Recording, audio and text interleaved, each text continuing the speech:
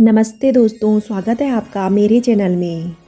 अगर आपको कहानी पसंद आती है तो वीडियो को लाइक और चैनल को सब्सक्राइब करना ना भूलें। उम्मीद है आपको कहानी ज़रूर पसंद आएगी। आज की कहानी सच्ची घटना पर आधारित घुघुती की कहानी है। यह कहानी उत्तराखंड की सच्ची घटना है और यह उत्तराखंड की बहुत ही प्रचलित कथा है। सालों पुरानी बात है, एक लड़की थी, उसका नाम घुघुती था। उसकी शादी बहुत दूर के गांव में हुई थी। जब घुघुती की शादी हुई थी, उस समय उसका भाई बैसाखू बहुत ही छोटा था। दीदी की विदाई के समय बैसाखू अपनी दीदी के साथ जाने की जिद करने लगा। उसकी माँ ने कहा, बेटा अभी तुम बहुत छोटे हो, जब तुम बड़े हो जाओगे तो दीदी के ससुराल दीदी से मिलने चले जाना। समय बीतता गया, बैसाखू धीरे धीरे बड़ा होता गया।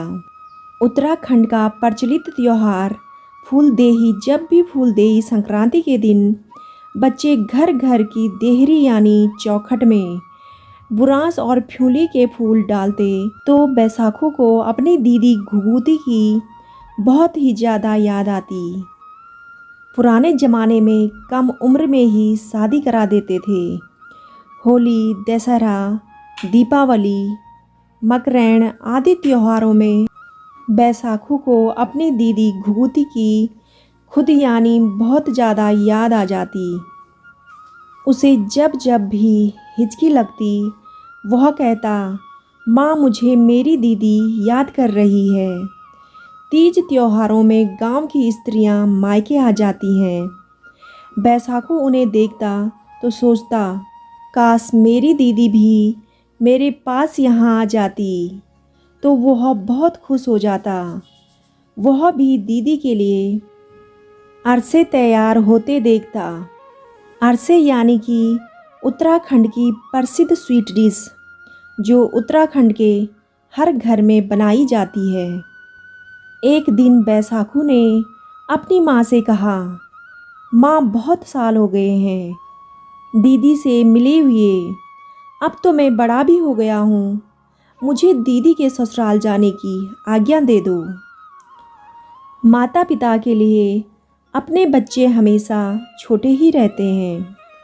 तुम्हारी दीदी का ससुराल यहाँ से बहुत ज़्यादा दूर है, क्योंकि पुराने ज़माने में मोटर गाड़ी की सुविधा नहीं होती थी। वहाँ पहुँचने के लिए कई दिनों तक पैदल चलना पड़ता है। घनघोर जंगलों को पार करना पड़ता है। रास्ते में कई हिंसक जानवरों से भी सामना करना पड़ सकता है। वहाँ का रास्ता ऊबड़ खाबड़ है, चढ़ाई और उतराई का रास्ता है। गाड़ गदेरों, नदी नालों को पार करना पड़ता है। वहाँ तुम्हारा अकेला जाना ठीक नहीं है बेटा, उसकी माँ ने कहा। वह जिद पर अड़ा रहा। उसकी जिद के आगे उसकी माँ की एक न चली। उसकी माँ को बैसाखू को घुघुती के ससुराल जाने के लिए हाँ करनी ही पड़ी। उसकी माँ ने उसे कुल देवता भैरों की बबूत और फटिंग चमकने वाला पत्थर के कुछ टुकड़े देते हुए कहा, रास्ते में तुम्हें डर लगेगी तो यह बबूत और फटिंग के टुकड़े अपने साथ रखने से तुम्हें हिम्मत मिलेगी। तुम कुल देवता के आशीर्वाद से घुघुती के पास पहुंच जाओगे बेटा। वहां दीदी से मिलकर जल्दी से वापस आ जाना। मैं बूढ़ी हूँ, पता नहीं कब ऊपर वाले के घर से मुझे बुलावा आ जाए। बैसाखू अपने घर से दीदी के ससुराल जाने के लिए तैयार हो गया। उसकी माँ ने घुघुती को देने के लिए अरसे के लिए चावल कूटे। कुटे हुए चावलों से बना हुआ पकवान एक पोटली में दे दिए। घुघुती के लिए उसकी माँ ने एक सोने की जंजीर भी दे दी और उसके साथ दिया अपना ढेर सारा प्यार। बैसाखू चलता गया। कई दिन ऊबड़ खाबड़ जंगल के कठिन रास्तों से गुजरते हुए आखिरकार बैसाखू घुघुती के ससुराल पहुंच ही गया। जब वह घुघुती के विश्राम कक्ष में पहुंचा तो उसने देखा कि उसकी दीदी घुघुती सो रखी थी। उस जमाने में किसी को नींद से जगाना पाप माना जाता था।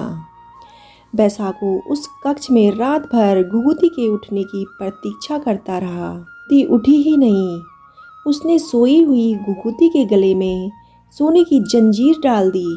ने घुघुती के कमरे में ब्यारे में यानी कि चीज़ों को रखने के लिए कमरे की दीवार में बनाई गई छोटी सी जगह में अरसे की पोटली रख दी।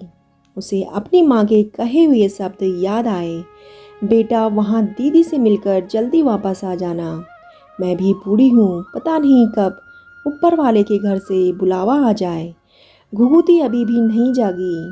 बैसाखू ने घुघुती के लिए एक पत्र लिखकर वहाँ छोड़ दिया। वह घुघुती के ससुराल से वापस अपने घर की ओर चल पड़ा। बैसाखू के जाने के बाद घुघुती की नींद टूट गई। उसने अपने गले में पड़ी सोने की जंजीर देखी। उसे आश्चर्य हुआ। तभी उसकी नज़र ब्यारे में रखी अरसे की पोटली पर पड़ी। उसने बैसाखू का लिखा हुआ पत्र पढ़ा। उसे पता चल गया कि उसका भाई उससे मिलने के लिए वहाँ आया था। उसके मुंह से शब्द फूट पड़े, घुघुती भय भूखू मैं सोती। इसका मतलब है मैं घुघुती, मेरा भाई भूखा रहा, मैं सोती रही। उसकी आंखों से टप टप आंसू गिरने लगे। कुछ देर बाद वह अपने भाई की खुदी यानी याद में बहुत दिनों तक रो रो कर अपने भाई की याद में इतना तड़पी कि वह एक दिन मर गई। पुराने ज़माने में बहुओं को जल्दी मायके भी नहीं भेजा जाता था और वह मरने के बाद एक पक्षी घुघुती प्रख्यात बन गई।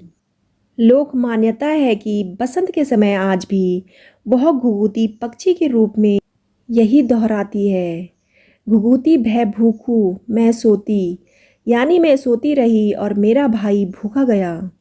दोस्तों, यह कहानी उत्तराखंड की बहुत ही फेमस कहानी है। इस कहानी को सुनकर किसी के भी आंसू नहीं रुकते। दोस्तों, आपको कहानी कैसी लगी कमेंट करके ज़रूर बताइएगा। कहानी अच्छी लगे तो वीडियो को लाइक और चैनल को सब्सक्राइब करना ना भूलें। कहानी सुनने के लिए आपका बहुत बहुत धन्यवाद।